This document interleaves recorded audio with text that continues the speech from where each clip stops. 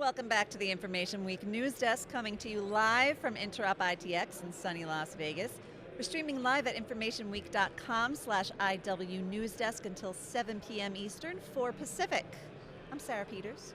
My next guest spoke today about hybrid cloud success and failure, and I have a pretty good guess which there have been more of, successes or failures. Managing Director and Analyst of Evaluator Group, Camberly Bates. Camberly, thank you for stopping by. Thank you, Sarah. We talk a lot about this move to the cloud from on-prem systems, but a lot of times people say they want to make that move, but when it really comes down to it, they say, well, we're going to stay on-prem. So with the people that you speak to, what's your feeling? How long are people going to be really on-premise? In my lifetime, forever, for the rest of my life. You have to look at it by a use case, about what they're trying to achieve. Mm-hmm. If you look at the numbers, off-prem or public cloud is actually, from a cost standpoint, can be more expensive. Mm-hmm. But the drive to go up there is what we call agility. It's how fast I can move. So there's a huge value when you think about time to market. If I'm pushing to get something done, maybe I'm going to be doing it up in the cloud because it's going to take me too long to get things done on-prem. But I don't see premises, the stuff that's on-premises, disappearing. There's too many use cases for why we want it on-premise, and that's everything from compliance to security to how systems actually work, on the factory floor or something. Mm-hmm. So are there certain industries that you think it's going to be, they're going to take a longer time to make that cloud maneuver, that cloud move? I think every industry, the most likely industries are the ones that are born in the cloud, they're going to stay in the cloud, et cetera. And then you go down and you look at things, and I think one of the examples I've given is looking at the mining industry. A mining operations is in the middle of nowhere, and if the line drops, communication line drops to the cloud, guess what? I'm stopped. My business is stopped. So there's quite a few industries that are like that, where on-premise, you think of a store, a retail store.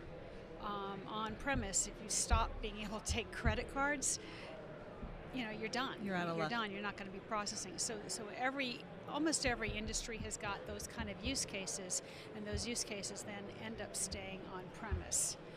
And then there's other use cases that say I can leverage the flexibility, the agility, or maybe the cost basis of some of the cost basis like Glacier, Amazon Glacier or something like that, and moving data to the cloud. As you're saying a use case and trying to have that agility, of course my mind immediately goes to DevOps. Are there times though where there's where it makes sense to start in the cloud and then move back on-prem? Is that another reason for having that hybrid approach? Yes. One of the use case that I like to talk about right now is having to do with the buzz around artificial intelligence, right?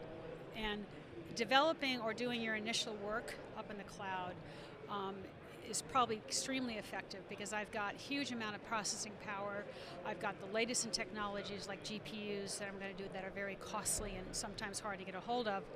And I can dynamically build lots of different environments. And when you're doing artificial intelligence, you're having to train your data. It's kind of like training a kid. So you're training your data, or you're training your systems to think correctly. Mm-hmm.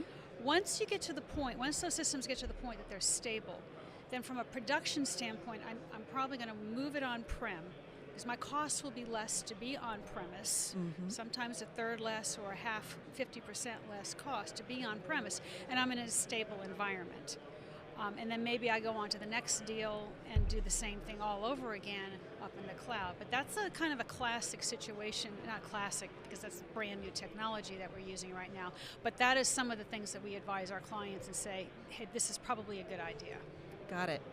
Now, since the name of your session is Successes and Failures, how do you see people, what are the main mistakes that you see people making that causes a hybrid cloud to ultimately fail?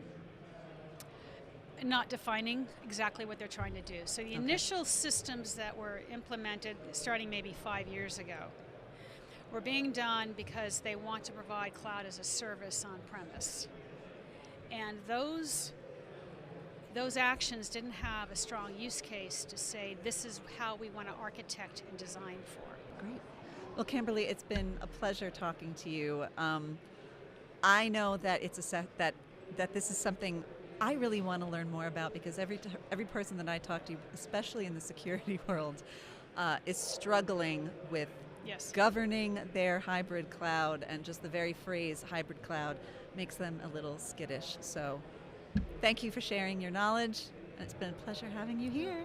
You're welcome. Camberly Bates, stay with us here. And please don't forget that hashtag IW News Desk. We will be right back at the news desk after the break.